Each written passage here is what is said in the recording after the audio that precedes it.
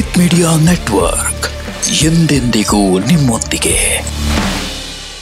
ವೀಕ್ಷಕರೇ ನಮಸ್ಕಾರ. Jeet media network YouTube ವಾಹಿನಿಯ ವಿಶೇಷ ವಿಡಿಯೋ ನೋಡೋದಕ್ಕೆ ನಿಮಗೆಲ್ಲ ಸ್ವಾಗತ. ಮಹಾಶಿವರಾತ್ರಿಯಂದು ಈ ಕೆಲಸಗಳನ್ನು ಅಪ್ಪಿತಪ್ಪಿಯೂ ಮಾಡಬಾರದು ಅನ್ನೋ ರಹಸ್ಯ ಮಾಹಿತಿಯನ್ನು ಈ ವಿಡಿಯೋದಲ್ಲಿ ನಾವು ನಿಮಗೆ ತಿಳಿಸ್ಕೊಡ್ತಾ ಇದ್ದೀವಿ. ಹಾಗೆಯೇ ವಿಡಿಯೋಗೆ ಈಗಲೇ ಒಂದು ಲೈಕ್ ಕೊಟ್ಟು ವಿಡಿಯೋದ ಕೆಳಗಡೆ ಓಂ ನಮಃ ಶಿವಾಯ ಅಂತ ಕಮೆಂಟ್ ಮಾಡೋದಕ್ಕೆ ಮರಿಬೇಡಿ. ಹಾಗೆಯೇ ವಿಡಿಯೋದ ಕೆಳಗಡೆ ಇರುವಂತಹ ಜಾಯಿನ್ ಬಟನ್ ಒತ್ತಿ, ಆಗ ನೀವು ಜೀತ್ ಮೀಡಿಯಾ ಚಾನಲ್ ಮೆಂಬರ್ ಆಗ್ತೀರಾ. ಅಂದರೆ ನೀವು ಮೆಂಬರ್ಗಳಿಗಿರುವಂತಹ ವಿಶೇಷ ವಿಡಿಯೋ ಹಾಗೂ ಲೈವ್ ನೋಡಬಹುದು. ನಿಮಗೆ ಗೊತ್ತಾ, ಶಿವರಾತ್ರಿ ಒಂದು ವರ್ಷದಲ್ಲಿ 12 ಬಾರಿ ಬರುತ್ತೆ. ಅದರಲ್ಲಿ ಒಂದು ಶಿವರಾತ್ರಿ ಮಾತ್ರ ಮಹಾಶಿವರಾತ್ರಿ ಅಂತ ಆಗಿರುತ್ತೆ. ಚಂದ್ರಮಾಸದ 14ನೆಯ ಅಥವಾ ಅಮಾವಾಸ್ಯೆಯ ಹಿಂದಿನ ರಾತ್ರಿಯನ್ನೇ ಮಹಾಶಿವರಾತ್ರಿ ಅಂತ ಹೇಳಲಾಗುತ್ತೆ. ಫೆಬ್ರವರಿ ಅಥವಾ ಮಾರ್ಚ್ ತಿಂಗಳಲ್ಲಿ ಬರುವಂತಹ ಮಹಾಶಿವರಾತ್ರಿಯು ಹೆಚ್ಚಿನ ಆಧ್ಯಾತ್ಮಿಕ ಮಹತ್ವವನ್ನು ಹೊಂದಿದೆ. ಈ ಸಮಯದಲ್ಲಿ ಪ್ರಕೃತಿಯು ಮನುಷ್ಯರನ್ನ ಅವರ ಆಧ್ಯಾತ್ಮಿಕ ಉತ್ತುಂಗಕ್ಕೆ ತಳ್ಳಿರುತ್ತೆ. ಇದೇ ಕಾರಣಕ್ಕೆ ನಮ್ಮ ಹಿರಿಯರು ಆ ದಿನದಂದು ಉಪವಾಸ ಮತ್ತು ರಾತ್ರಿ ಇಡೀ ಜಾಗರಣೆ ಮಾಡಲಿ ಅಂತಾನೆ ಉತ್ಸವವನ್ನು ಮಾಡಲಾಗುತ್ತೆ. ಹೀಗೆ ಮಾಡೋದ್ರಿಂದ ಸ್ವಾಭಾವಿಕವಾಗಿ ಮನುಷ್ಯನ ದೇಹದೊಳಗೆ ಉತ್ತುಂಗಕ್ಕೇರಿರುವ ಶಕ್ತಿ ಅದರ ದಾರಿ ಸುಗಮವಾಗಿ ಉತ್ತುಂಗ ಭಾಗಕ್ಕೆ ಏರ್ತಾನೆ ಹೋಗುತ್ತೆ. ಹಿಂದಿನ ಕಾಲದಲ್ಲಿ ತಪಸ್ವಿಗಳು ಈ ಮಹಾಶಿವರಾತ್ರಿಯ ದಿನದಂದು ಒಂದು ಜಾಗದಲ್ಲಿ ಪದ್ಮಾಸನ ಹಾಕ್ಕೊಂಡು ನೇರವಾಗಿ ಕೂತು ಶಿವನ ಧ್ಯಾನ ಮಾಡ್ತಾ ಕೂತ್ಕೊಳ್ತಾ ಇದ್ರು. ಇಂದಿನ ಕಾಲದವ್ರಿಗೆ ಇದೊಂದು ಹಬ್ಬ ಅಷ್ಟೇ. ತುಂಬಾ ಜನಕ್ಕೆ ಈ ಹಬ್ಬದ ಮಹತ್ವವೇ ಗೊತ್ತಿರಲ್ಲ. ಕೇವಲ ದೇವಸ್ಥಾನಕ್ಕೆ ಹೋಗೋದು, ಶಿವಲಿಂಗಕ್ಕೆ ಜಲಾಭಿಷೇಕವೋ ಕ್ಷೀರಾಭಿಷೇಕವೋ ಮಾಡಿಕೊಂಡು ಬರ್ತಾರೆ ಅಷ್ಟೇ. ಆದರೆ ಇವತ್ತು ನಾವು ನಿಮಗೆ ಈ ವಿಡಿಯೋದ ಮೂಲಕ ಈ ಮಹಾಶಿವರಾತ್ರಿಯ ದಿನದಂದು ಏನೇನು ಮಾಡಲೇಬಾರದು ಅನ್ನೋದನ್ನು ತಿಳಿಸ್ತಾ ಇದ್ದೀವಿ. ಅದಕ್ಕಾಗಿ ನೀವು ಮಾಡಲೇಬೇಕಾಗಿದ್ದ ಮೊದಲನೇ ಕೆಲಸ ಏನು ಅಂತಂದರೆ ಈ ವಿಡಿಯೋನ ಕೊನೆ ತನಕ ಸ್ಕಿಪ್ ಮಾಡದೆ ನೋಡಿ. ವೀಕ್ಷಕರೇ, ಮಹಾಶಿವರಾತ್ರಿ ಬಗ್ಗೆ ಪುರಾಣದಲ್ಲಿ ಅನೇಕ ಕಥೆಗಳಿವೆ. ಅದರಲ್ಲಿ ಒಂದು ಕಥೆ ಏನು ಅಂತಂದರೆ, ಮಹಾಶಿವರಾತ್ರಿ ಈ ದಿನದಂದೇ ಶಿವ ಮತ್ತು ಪಾರ್ವತಿ ಇವರಿಬ್ಬರ ಮಿಲನ ಆಗಿರುತ್ತೆ. ಈ ಮಿಲನ ಅಂತಿಂತ ಮಿಲನ ಅಲ್ಲ. ಯಾಕಂತಂದ್ರೆ ಪಾರ್ವತಿ ಅಂದ್ರೆ ಶಾಂತಿ ಸ್ವರೂಪಿಣಿಯಾಗಿದ್ರೆ, ಇನ್ನು ಶಿವ ಅಂದ್ರೆ ರೌದ್ರ ತಾಂಡವ. ಇಂಥ ಎರಡೂ ಶಕ್ತಿಗಳು ಮಿಲನ ಆಗೋಗ್ಬಿಟ್ರೆ ಅಲ್ಲಿ ಅಲ್ಲೋಲ ಕಲ್ಲೋಲ ಸಾಮಾನ್ಯ. ಆದ್ರೆ ಇಲ್ಲಿ ಹಾಗಾಗೋದಿಲ್ಲ. ಬದಲಾಗಿ ಈ ಎರಡೂ ಶಕ್ತಿಗಳ ಮಿಲನದ ದಿನ ಹೊಸದೊಂದು ಶಕ್ತಿ ರೂಪ ಪಡ್ಕೊಳ್ಳುತ್ತೆ. ಆ ಶಕ್ತಿ ಇಡೀ ಬ್ರಹ್ಮಾಂಡವನ್ನೇ ಆವರಿಸ್ಕೊಳ್ಳುತ್ತೆ. ಅಂಥ ದಿನ ಆಗಿರೋ ಈ ಮಹಾಶಿವರಾತ್ರಿಯಂದು ಲೋಕ ಕಲ್ಯಾಣ ಆಗುತ್ತೆ ಅನ್ನೋದು ಭಕ್ತರ ನಂಬಿಕೆಯಾಗಿದೆ. ಇದೇ ರೀತಿ ಕಥೆ ಪುರಾಣಗಳಲ್ಲಿ ಇನ್ನೂ ಬಗೆ ಬಗೆಯಾಗಿ ಉಲ್ಲೇಖ ಇರೋದನ್ನ ನೋಡಬಹುದು. ಇಷ್ಟು ಮಹತ್ವ ಇರುವ ಈ ದಿನದಂದು ಏನೇನು ಮಾಡಬೇಕು ಅಂತ ಹಿರಿಯರು ನಿಮಗೆ ಹೇಳಿರ್ತಾರೆ. ಆದ್ರೆ ಆ ದಿನ ಕೆಲ ಕೆಲಸಗಳನ್ನ ಅಪ್ಪಿತಪ್ಪಿಯೂ ಮಾಡಬಾರದು ಅನ್ನೋದನ್ನ ಯಾರೂ ಹೇಳೋದೇ ಇಲ್ಲ. ಅದನ್ನೇ ಈಗ ಒಂದೊಂದಾಗಿ ಹೇಳ್ತಾ ಹೋಗ್ತೀವಿ, ಕೇಳಿಸ್ಕೊಳ್ಳಿ. ಆದ್ರೂ ನೀವು ತಪ್ಪುಗಳನ್ನ ಮಾಡಿಬಿಟ್ರೆ ನೀವು ಮಹಾದೇವನ ಕೆಂಗಣ್ಣಿಗೆ ಗುರಿಯಾಗೋದನ್ನ ಯಾರೂ ತಪ್ಸಕ್ಕಾಗಲ್ಲ. ಆ ದಿನದಂದು ನೀವು ಸಾತ್ವಿಕರಾಗಿದ್ದಷ್ಟು ಉತ್ತಮ. ಅಲ್ಲದೆ ನಿಮ್ಮ ಶಕ್ತಿಯನ್ನ ನೀವು ಎಷ್ಟು ಪರಿಶುದ್ಧ ಇಡ್ತೀರೋ ಅಷ್ಟು ಒಳ್ಳೆಯದು. ಮಾಂಸಾಹಾರವನ್ನು ತ್ಯಜಿಸೋದು, ಸಾತ್ವಿಕ ಆಹಾರವನ್ನು ಸೇವಿಸೋದು, ಮನಸ್ಸಲ್ಲಿ ಯಾವ ಬಗೆಯ ಕೆಟ್ಟ ವಿಚಾರಗಳನ್ನು ತರದೇ ಇರೋದು, ಅಲ್ಲದೆ ಈ ದಿನದಂದು ಯಾರ ಜೊತೆಗೂ ಅಪ್ಪಿತಪ್ಪಿ ಜಗಳ ಮಾಡೋದಾಗ್ಲಿ ವಾದ ಮಾಡೋದಾಗ್ಲಿ ಮಾಡಬೇಡಿ. ನೀವು ಎಷ್ಟು ಶಾಂತವಾಗಿರ್ತೀರೋ ಅಷ್ಟು ಒಳ್ಳೆಯದು. ಸಾಧ್ಯವಾಗಿದ್ದಲ್ಲಿ ಆ ದಿನದಂದು ಮೌನವಾಗಿದ್ದು ಬಿಡಿ. ಅದನ್ನೇ ಮೌನವ್ರತವನ್ನಾಗಿ ಮಾಡಿದ್ರೆ ತುಂಬ ಒಳ್ಳೆಯದು. ನಿಮಗೆ ತುಂಬಾ ಹೊತ್ತು ಮಾತನಾಡದೇ ಇರೋದು ಸಾಧ್ಯವಾಗದೇ ಇದ್ದಲ್ಲಿ 1 ಗಂಟೆಯ ಮಟ್ಟಿಗಾದರೂ ಮೌನವ್ರತವನ್ನು ಆಚರಿಸಬಹುದು.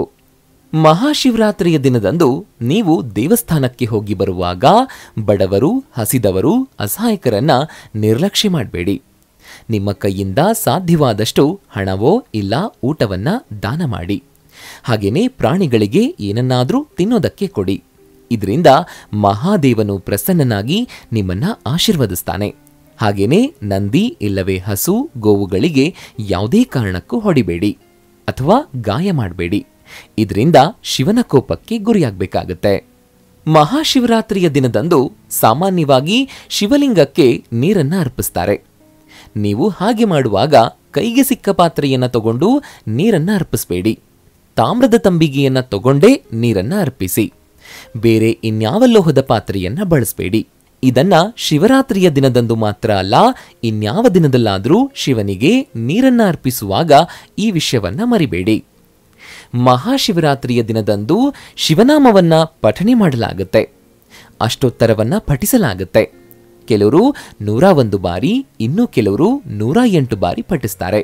ಪಠಿಸುವಾಗ ಕೆಲವೊಮ್ಮೆ ತಪ್ಪಾಗಿ ಪಠಿಸಿ ಮುಗಿಸಿದ್ರೆ ಸಾಕು ಅಂತ ಅನ್ಕೊಳ್ತಾರೆ. ಶಿವನಿಗೆ ಭಕ್ತರು ವೈಭೋಗದ ಪೂಜೆಗಿಂತ ಶ್ರದ್ಧೆ ಭಕ್ತಿಯಿಂದ ಪೂಜಿಸೋರನ್ನ ಕಂಡ್ರೆ ಪ್ರೀತಿ ಹೆಚ್ಚು.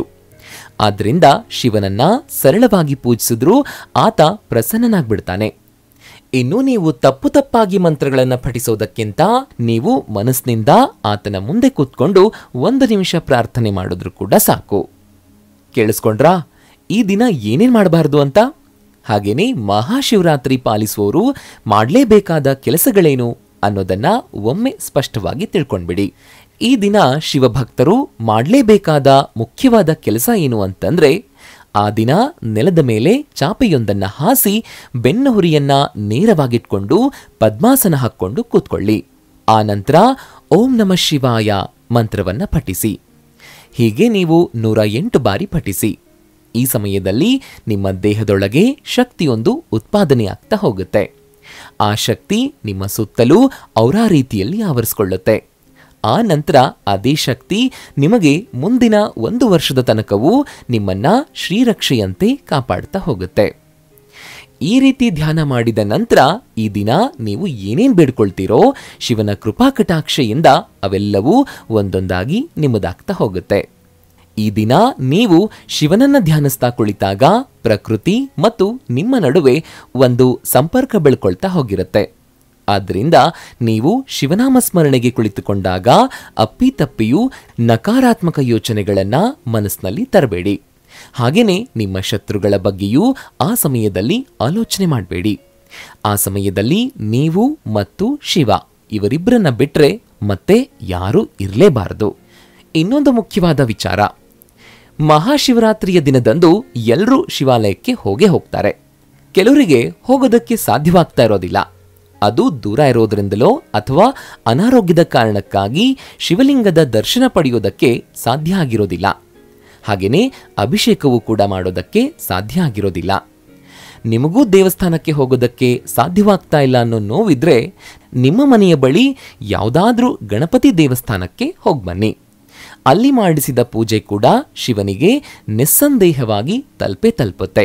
ಈ ಎಲ್ಲ ವಿಚಾರಗಳನ್ನ ಗಮನದಲ್ಲಿಟ್ಕೊಂಡು ಈ ಬಾರಿಯ ಮಹಾಶಿವರಾತ್ರಿಯನ್ನ ಶಿವನ ನಾಮಸ್ಮರಣೆ ಧ್ಯಾನ ಮಾಡ್ತಾ ಕಳಿರಿ. ವೀಕ್ಷಕರೇ, ನೋಡಿದ್ರಲ್ವಾ, ಮಹಾಶಿವರಾತ್ರಿಯಂದು ಈ ಕೆಲಸಗಳನ್ನ ಅಪ್ಪಿತಪ್ಪಿಯೂ ಮಾಡಬಾರ್ದು ಅನ್ನೋ ಮಾಹಿತಿ ತಿಳಿಸಿದ ಈ ವಿಡಿಯೋ ನಿಮಗೆ ಇಷ್ಟ ಆಗಿದೆ ಅಂತ ಭಾವಿಸ್ತೀನಿ. ಇಷ್ಟ ಆದರೆ ಈ ವಿಡಿಯೋಗೆ ಈಗಲೇ ಒಂದು ಲೈಕ್ ಕೊಡಿ. ಅಷ್ಟೇ ಅಲ್ಲ, ಈ ವಿಡಿಯೋನ ನಿಮ್ಮ ಸ್ನೇಹಿತರಿಗೆ ಮತ್ತು ಸಂಬಂಧಿಕರಿಗೆ ಶೇರ್ ಮಾಡೋದಕ್ಕೆ ಮರಿಬೇಡಿ. ಜೀತ್ ಮೀಡಿಯಾ ನೆಟ್ವರ್ಕ್ ಚಾನೆಲ್ನ ಸಬ್ಸ್ಕ್ರೈಬ್ ಆಗಿ, ಹಾಗೆಯೇ ವಿಡಿಯೋದ ಕೆಳಗಡೆ ಇರುವಂತಹ ರೆಡ್ ಬೆಲ್ ಐಕಾನ್ ಪ್ರೆಸ್ ಮಾಡಿ ಆಲ್ ನೋಟಿಫಿಕೇಶನ್ ಒತ್ತೋದಕ್ಕೆ ಮರಿಬೇಡಿ. ಜೀತ್ ಮೀಡಿಯಾ ನೆಟ್ವರ್ಕ್ ವಿಡಿಯೋಗಳು ನಿಮ್ಗಿಷ್ಟ ಆದರೆ ಈ ವಿಡಿಯೋದ ಕೆಳಗಡೆ ಇರುವಂತಹ ಥ್ಯಾಂಕ್ಸ್ ಮತ್ತು ಜಾಯಿನ್ ಬಟನ್ನ ಪ್ರೆಸ್ ಮಾಡಿ ನಮ್ಮ ಪ್ರಯತ್ನವನ್ನ ಬೆಂಬಲಿಸಿ. ಜೀತ್ ಮೀಡಿಯಾ ನೆಟ್ವರ್ಕ್ ಸಮಸ್ತ ವೀಕ್ಷಕರಿಗೆ ಮಾತೆ ಮಹಾಲಕ್ಷ್ಮಿಯ ಆಶೀರ್ವಾದ ಸದಾ ಇರಲಿ ಅಂತ ಕೇಳ್ತಾ ಇವತ್ತಿನ ಈ ವಿಡಿಯೋನ ಇಲ್ಲಿಗೆ ಮುಗಿಸ್ತಾ ಇದ್ದೀನಿ. ನಮಸ್ಕಾರ.